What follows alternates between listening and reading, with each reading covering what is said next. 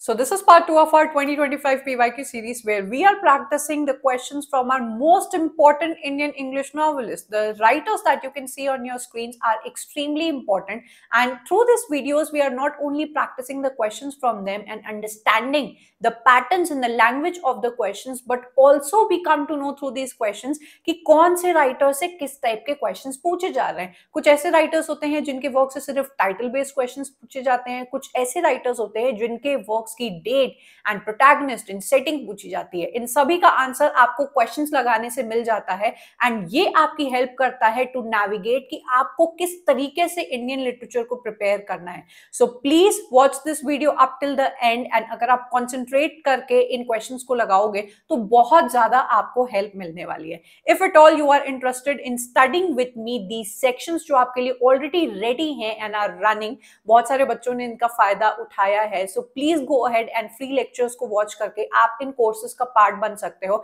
यहाँ पर सिर्फ और सिर्फ आपको पढ़ाया नहीं जाता है, but lectures के साथ आपको उसी lecture में questions practice कराए जाते हैं जो आपकी एग्जाम की बहुत अच्छी प्रिपरेशन कराते हैं। Now let's go and take a look at the questions and see and evaluate for ourselves कि हमें कितना आता है and हमें और कितना प्रिपेयर करने की नीड है। So let's go. August 2024 में you have been asked this information based question from the magnum opus of your Niraj C. Chaudhary, an autobiography of an unknown Indian. This is his most important work and these are the types of questions that I really appreciate कि आप एक बच्चे से अगर एक major work की कुछ details पूछ रहे हो, this is what you should be asking in your exams rather than just asking chronology and unnecessary dates. तो आपने अगर इस वर्क को पढ़ा है, you will be able to answer it. It is an autobiographical text written by Nirad C Chaudhuri. This is true. ये एक autobiography है जो इनके जन्म से लेके 1920s तक के टाइम की पूरी लाइफ को इनको शो करती है, including the history, the politics and everything personal इनकी लाइफ में जो हो रहा था, showcasing the Indian traditional society and its decline. Then point number B, it is a text of partition literature. तो कहीं से भी ये point आपका सही नहीं है because it does not talks about the theme of partition in any way. Point number C, it is an unabashed Anglophilia of the author made this work controversial. Now, if you have read this work, you probably know कि आपके eras C Chaudhary himself as a writer बन चुके थे एक बहुत ही controversial writer for his admiration of your British colonialism or your British stance. He was called the last British imperialist because he admire करते थे आपके Britishers के तरीकों को and उनके हर एवरीथिंग को एंड टू अ पॉइंट कि इनको आउटसाइडर तक करार कर दिया गया था by the Indian society and बड़ी people had to say negative things about him. So he isn't considered an Anglophilia. Anglophilia is a person who has deep admiration for England and British traditions and British education, British history and everything. तो इस work को controversial बनाता है इनका एक dedication जो इन्होंने अपने इस वर्क में दिया हुआ है, where he is being nostalgic of the Britishers कि वो हमारे देश में आते हैं and everything they modernize. He is taking this particular thing in a very positive light and why did they even leave, ये इनके वर्क को कंट्रोवर्शियल बना देता है। तो पूरी डिटेल्स के लिए आपको इनको डिटेल में पढ़ना चाहिए। Point number D, it was published in 1951। ये पॉइंट बिल्कुल आपका सही है because you have to remember the date of the major works at least कि हाँ ये 1951 में पब्लिश हुआ था।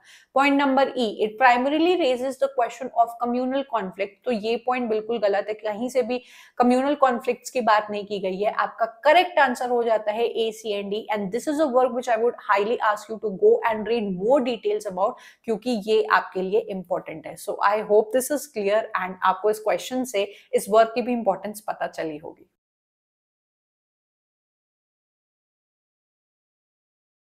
जून 2014 में you see this question from Indian literature जो कि है who is the protagonist of Shashi Deshpande's that long silence. Now this particular work is the award winning work of Shashi Deshpande जो 1988 में पब्लिश हुआ था। Please remember this date because any day बहुत सारे works के साथ इसको प्लेस करके you will be asked to put it in a chronology sequence because ये इनका मोस्ट इंपॉर्टेंट वर्क है। 1990 में this particular works receives the Sahitya Akademi award which you have to go and read क्योंकि इस पूरी नॉवल को पढ़ना जरूरी है।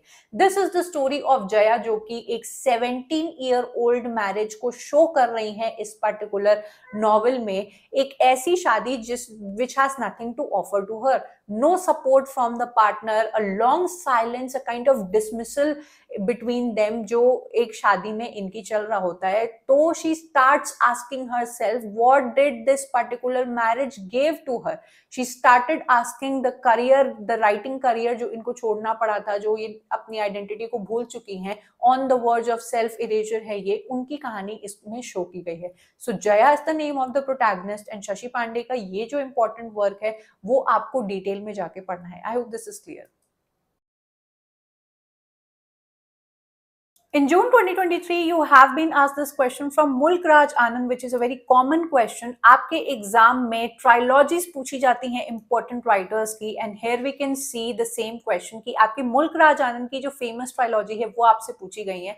So the number one trilogy जो हम लोग को दिखाई देती है which follows the life of Lal Singh is Your Village. दूसरी हमें जो दिखाई देती है वो है Across the Black Waters, and third we have Your Sword and the Sickle, जिसकी वजह से your answer becomes A, C and D. इन तीनों ही वर्क्स को आपको डिटेल में पढ़ना होगा, इनकी डेट आपको पता होनी चाहिए, and you must know the trilogies of the important writers. October 2020 में you see this another very common question from Indian literature, which is arrange the autobiographical text in the chronological order. आपको 4 writers की autobiography place करके उनको एक chronology में लगाने को बोला गया है. So autobiography of an unknown Indian आपको पता होना चाहिए, निराज सी चौधरी का वर्क है which was published in 1951. We have My Experiments with Truth जो हमारे महात्मा गांधी की ऑटोबायोग्राफी है which talks about his life and experiences in South Africa and the entire journey of his life. We have Prison and Chocolate Cake जो कि नैनतारा सहगल की autobiography है, a sort of memoir, एक politically active family का part होने के बाद how does she goes through or navigates her life, उसके बारे में ये बात करती हैं. My Story is the famous controversial autobiography of Kamala Das जहां पर ये अपने personal experiences of life and how she becomes a writer, the entire journey को यहाँ पर रखती हैं. So let me tell you the dates. हमारे My Experiments with Truth जो M.K. गांधी का है वो is published around this particular time. It is considered one of the earliest autobiographies listed. Then we have the eras C Chaudhary का work which is 1951 में publish हुआ था. It is a classic example of Indian English literature's autobiography जिसके अंदर ये काफी सारे topics को उठाते हैं including his personal life, British colonial rule and the fall of traditional Indian culture. We have prison and chocolate cake 1954 में publish हुई. नैनतारा सहगल के जो फैमिली को लेकर या अपने अर्ली अडल्टहुड के बारे में ये बताती हैं. देन वी हैव 1973 में पब्लिश हुई माई स्टोरी बाय कमला दास जो उनकी जर्नी एज अ राइटर को शो करता है. So I hope this is clear. ऐसे टाइप के questions are quite interesting and monotonous at the same time where you have to remember the dates. हालांकि ये सभी इंपॉर्टेंट है तो आपको इनको याद रखना पड़ेगा. जनवरी 2017 में पूछा गया है आपसे एक बड़ा ही interesting question and these types of questions are like कि कौन से राइटर ने कौन से वर्क के लिए क्या कहा या इस राइटर ने इस राइटर के लिए क्या कहा. ये पसंद तो नहीं आते हैं लिटरेचर स्टूडेंट्स को but it is what it is. Identify from the following work Nirad C Chaudhuri called the finest novel in Indian English language with an Indian theme. तो इन्होंने कौन सी ऐसी नॉवल को इन इंग्लिश लैंग्वेज जो कि इनके अकॉर्डिंग एक बेस्ट इंडियन थीम या इंडियन सोसाइटी को पोर्ट्रे करता है. Is the work Kim by Rudyard Kipling. आप सभी को पता होगा, हम लोग पोस्ट कॉलोनियल लिटरेचर में पढ़ते हैं जब रुडयार्ड किपलिंग ने जो अपने 2 फेमस वर्क लिखे हैं, we have Kim and we have the white man's burden. वो एक तरीके से इंडियंस को एक बहुत ही इंफीरियर एंड शेडी लाइट में शो करने की कोशिश करता है अगर आप इसका पोस्ट colonial stance देखने की कोशिश करते हो. But when you see from the eye of Niraj C. Chaudhary, who was considered a pro-British writer, तो इनके अकॉर्डिंग इंडियन सोसाइटी, उनकी स्ट्रगल्स, उनकी फॉलीज एंड उनकी रिचनेस ऑफ द कल्चर को ब्यूटिफुली शो किया है इस पर्टिकुलर नॉवल में. सो रिमेंबर दिस पॉइंट कि Nirad C Chaudhuri has very बोल सकते हैं appreciative things to say about this particular work कि यहाँ पर इंडियन सोसाइटी को बहुत अच्छी तरीके से पोर्ट्रे किया गया है. So this is your answer. I hope you remember this.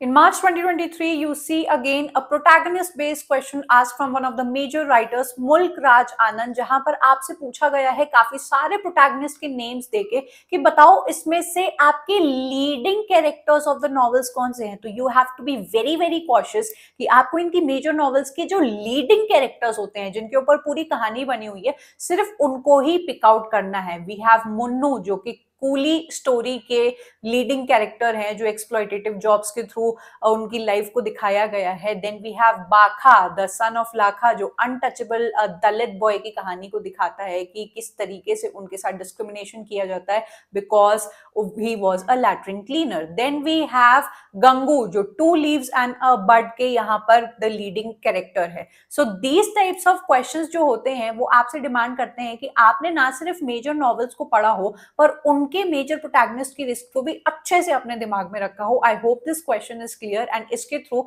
आप प्रोटैगनिस्ट के ऊपर काफी ज्यादा ध्यान देंगे। अक्टूबर 2022 में you see a common question that is time and again asked from Indian literature, जब आपके मेजर राइटर्स के काफी सारे वर्क्स को एक साथ रख के पूछा जाता है to pick out their works. तो बहुत सारे मिसलेनियस वर्क्स को देके पूछा जाएगा कि इन राइटर्स के वर्क्स को आपको पिक आउट करना है। Nirad C Chaudhuri is an extremely important prominent Indian writer, जो कि अपने ऑटोबायोग्राफिकल एंड बायोग्राफी लिखने के मास्टर माने जाते हैं इन आवर इंडियन लिटरेचर। इनका जो वर्क है autobiography of an unknown Indian 1951 में जो पब्लिश होता है, is his most important work. Then his second most important work is the continent of कर्की। Then we have another work, A Passage to England, which is a kind of an Indian stance over the Britishers and the West। ये एक reverse orientalist work है, जो एक Indian अपने point of view से Britishers और उनके country को जज करने की कोशिश करता है। So all these three works are quite important. आपका आंसर है A, C and D, and इन तीनों वर्क्स को आपको डिटेल में जाके पढ़ना चाहिए बिकॉज बहुत इंपॉर्टेंट है इनके तीनों ये works. I hope this is clear. June 2012 में you see this question which asks which of the following novels is not a partition novel। हमारे इंडियन लिटरेचर में ऐसा क्वेश्चन काफी बार पूछा जाता है कि कौन सी नॉवल पार्टीशन नॉवल नहीं है। That means while you study any partition novel you must have a proper list of all the partition novels, या किस थीम पर वो बनी हुई है। From this particular options, this particular option, That Long Silence, that was published by Shashi Deshpande, is an award-winning novel जो आपको पता होनी चाहिए, published in 1998. In no way deals with a partition novel या theme इनका कहीं से भी नहीं है. It is the self-discovery novel of a woman, of a normal housewife in a Bombay flat जो अपनी शादी, अपनी life, अपनी identity को question करते हुए दिखती हैं. So please go ahead and read this particular novel because इससे आपके एग्जाम में काफी क्वेश्चंस पूछे गए हैं and this is in no way a partition novel. Please remember this. जुलाई 2016 में you have been asked an extremely interesting question जो आपको पता लगता है जब आप एक राइटर की बायोग्राफी को पढ़ते हो. From among the following identify the 2 Indian English authors who received appreciation and encouragement from their British counterparts. So the writers, Indian English writers जिनके बारे में बात कर रहे हैं, उनकी लाइफ टाइम में when they go to abroad to study या फिर उनका कनेक्शन बन जाता है ब्रिटिश राइटर्स से, आपसे क्वेश्चन पूछा गया है कि वो कौन से इंडियन राइटर्स हैं जिनके ब्रिटिश काउंटर पार्ट्स ने उनको बहुत सपोर्ट किया है. The number 1 writer we have R K. Narayan, जिनको ग्राहम ग्रीन ने बहुत सपोर्ट किया था इनिशियली. इनकी जो सेमी ऑटोबायोग्राफिकल ट्रायोलॉजी है स्वामी एंड फ्रेंड्स वाली, उनको पब्लिश कराने में. तो Graham green is one such person जो बहुत ज्यादा इनके वर्क्स और आर.के. नारायण की सिंप्लिसिटी एंड स्टोरी टेलिंग को पसंद करते थे. इनके स्वामी एंड फ्रेंड्स का जो टाइटल है वो पहले स्वामी द टेट था, उसको चेंज करने का जो एक बोल सकते हैं कि एडवाइस दी, वो ग्राहम ग्रीन ने ही दी थी. तो ये आप लोग याद रखिएगा, Graham green was that person. Initially इनके करियर को एक बहुत बड़ा पुश दिलाया है आपके ग्राहम ग्रीन ने, इनको बहुत ही अच्छे इंपॉर्टेंट पब्लिशर्स दिला के. नेक्स्ट वी हैव योर मुल्क राज आनंद, जिनको सपोर्ट किया है E.M. फॉस्टर ने. He is the same writer जिन्होंने पैसेज टू इंडिया लिखा हुआ है. इन्होंने इनके वर्क अनटचेबल को बहुत ज्यादा अप्रिशिएट किया है एंड उसका प्रीफेस भी E.M. फॉस्टर ने लिखा है. So this is the particular question that you need to remember, and ऐसी जो टाइप की इंफॉर्मेशन होती है वो आपको पता लगती है जब आप एक पर्टिकुलर राइटर की बायोग्राफी को पढ़ते हो. So I hope you will write these things, important pointers in your notes जो आपके आगे काम आएंगे. That was a fruitful session, and I hope you are going extremely confident from practicing these questions. Now you exactly know कि आप Indian literature के questions को practice करते टाइम कहां पर स्टैंड कर रहे हो, कौन से राइटर को आपको किस तरीके से पढ़ना है, and how much do you know from this section. If it all you want to practice more questions on your own in a test series format, please go ahead and join our test series, जहां पर आपको पिछले सारे years के PYQs मिल जाते हैं, both on year wise and section wise, जो digitally आपके स्क्रीन पर खुल के आते हैं एग्जैक्टली उसी वे में जिस वे में आपके एग्जाम सेंटर पर क्वेश्चंस पूछे जाते हैं. सो आप इसको जरूर से जाके चेकआउट कर सकते हैं. And I am already hoping कि आप अभी तक हमारे व्हाट्सएप एंड टेलीग्राम ग्रुप का पार्ट है. इन दीज चैनल्स आपको हमारे PYQ test series, polls, notifications and links instantly मिल जाते हैं, जो बच्चों की उनकी प्रिपरेशन में बहुत हेल्प करते हैं. Part 3 is coming your way of Indian literature, तो be stay tune with me. And अगर आपको किसी और टॉपिक के क्वेश्चंस लगाने हैं, you can just comment me down and I will prepare that for you. I am going to take your leave and I am going to meet you up next in yet another video. Up till then, bye and take care.